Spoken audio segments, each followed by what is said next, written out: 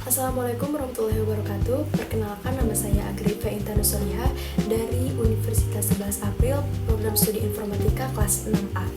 Di sini saya akan mempresentasikan hasil dari penelitian saya yang berjudul penerapan algoritma Naive Bayes untuk klasifikasi, retensi, dan prediksi kelulusan mahasiswa berbasis data akademik. Penelitian ini itu membahas algoritma machine learning untuk dimanfaatkan atau dapat dimanfaatkan untuk membantu memprediksi kelulusan pada mahasiswa berdasarkan data yang sudah ada. Selanjutnya untuk latar belakang. Mengapa retensi dan juga kelulusan mahasiswa itu penting untuk diprediksi?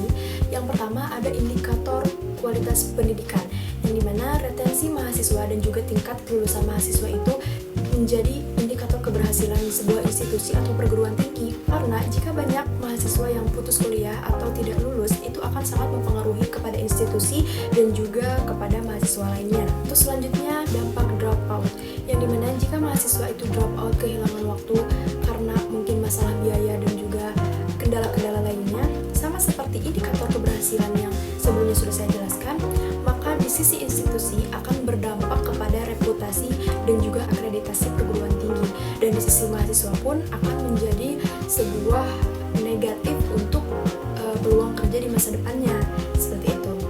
Untuk selanjutnya peluang educational data mining, yang dimana data akademik itu pastinya kampus sudah memiliki data-data tersebut, tetapi jika kita menambahkan data mining atau machine learning ini akan memudahkan historis dengan dibaca polanya, dan itu akan membantu untuk memprediksi kelulusan kepada mahasiswa dengan lebih mudah.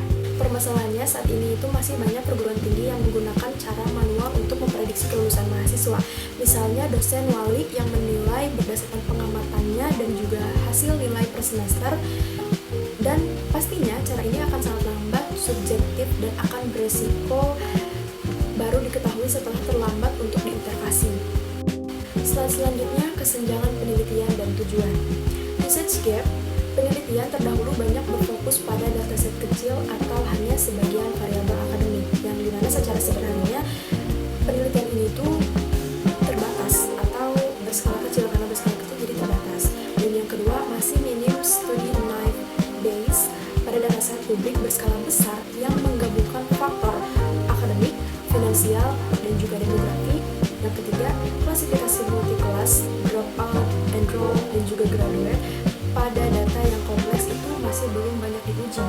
Dan yang terakhir, belum banyak penelitian yang mengevaluasi bagaimana cara kerja Gaussian Naive Bayes menggunakan dataset yang berskala besar. Tujuan penelitian menerapkan algoritma Gaussian Naive Bayes untuk mengklasifikasi retensi dan juga memprediksikan kelulusan mahasiswa berbasis data akademik. Terus selanjutnya metode penelitian, dan di sini saya menggunakan Python dan juga Google Collaborate untuk menghitung atau mengolah data yang saya dapatkan. Yang pertama itu pengumpulan data. Di sini saya menggunakan dataset sekunder Predict Student Dropout and Academic Success yang berasal dari penelitian Martins et al. Di tahun 2021 Instituto Politecnico di Porto Alegre atau Portugal.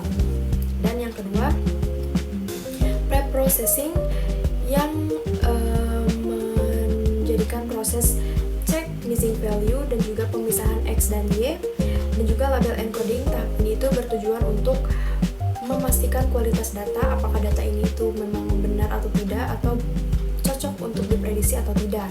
Dan yang ketiga data splitting, yang dimana pembagian data menggunakan rasio 80% data pelatihan yang merupakan 3.539 data, dan juga 20% data pengujian di 885 data. Data penelitian ini tuh digunakan untuk membangun model, sedangkan data pengujian digunakan untuk mengevaluasi kemampuan model dalam melakukan prediksi pada data baru. Yang selanjutnya permodelan, implementasi algoritma Gaussian Naive Bayes menggunakan pustaka Scikit-learn pada Python. Dan algoritma ini itu dipilih karena sesuai dengan data numerik kontinu dan juga asumsi independensi antar fitur.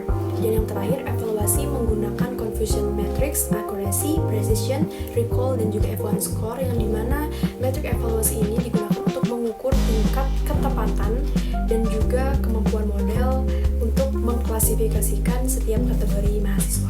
Selanjutnya karakteristik dataset dan dasar algoritma. Di sini dataset yang digunakan itu merupakan dataset sekunder yang berasal dari penelitian Martins et al. Tahun 2021 dan diakses melalui Kaggle. Di sini dataset juga terdiri dari 4.424 data mahasiswa dengan 36 atribut dan memiliki 3 target, yaitu dropout, enroll, dan juga graduate.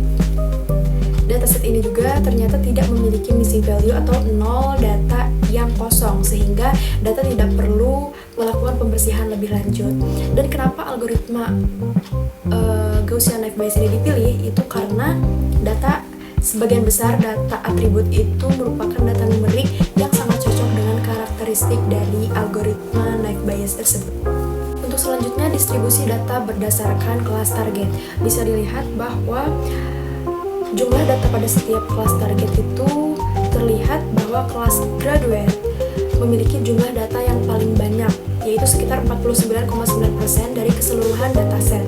Kemudian diikuti oleh kelas dropout yang sebesar 32,1%, sedangkan kelas enroll itu paling sedikit, sekitar 17,9%. Dan perbedaan jumlah ini akan sangat menunjukkan bahwa dataset itu tidak seimbang, sehingga akan sangat berpotensi mempengaruhi performa klasifikasi. Untuk selanjutnya, hasil evaluasi model. Setelah model selesai dilatih dan juga diuji menggunakan 885 data pengujian, diperoleh tingkat akurasi sebesar 65,98%. Berdasarkan classification report, model memberikan hasil terbaik pada recall graduate yang berjumlah 0,83, yang dimana berarti sebagian besar mahasiswa yang telah lulus ini berhasil dikenali dengan benar oleh model. Sebaliknya, nilai recall terendah terdapat pada kelas enroll, yaitu 0,18, yang berarti masih belum mengenali atau mengalami kesulitan dalam mengenali mahasiswa yang masih aktif. Untuk selanjutnya, analisis confusion matrix. Di sini bisa dilihat pada gambar. Confusion matrix ini digunakan untuk melihat jumlah prediksi yang benar dan juga yang salah dari setiap kelasnya. Dan dari 885 data pengujian, model ini berhasil mengklasifikasikan 584 data dengan benar. Kelas graduate memiliki hasil prediksi terbaik dengan 366 data yang berhasil diprediksi dengan benar. Dan untuk kelas dropout terdapat 189 prediksi benar. Sedangkan kelas enroll ini hanya mendapatkan 29 prediksi yang benar. Hal ini menunjukkan bahwa sebagian besar kesalahan itu prediksi terjadi pada kelas enroll karena karakteristiknya masih bingung atau masih mirip dengan kelas lainnya. Selanjutnya adalah kesimpulan dan saran.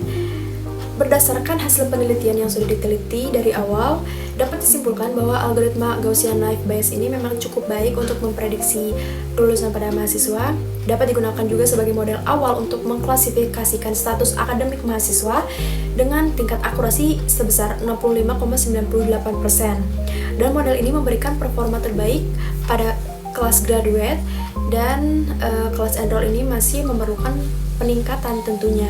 Dan untuk penelitian selanjutnya mungkin disarankan performa model dapat ditingkatkan dengan menerapkan teknik data balancing, melakukan seleksi fitur, atau membandingkannya dengan algoritma machine learning lainnya.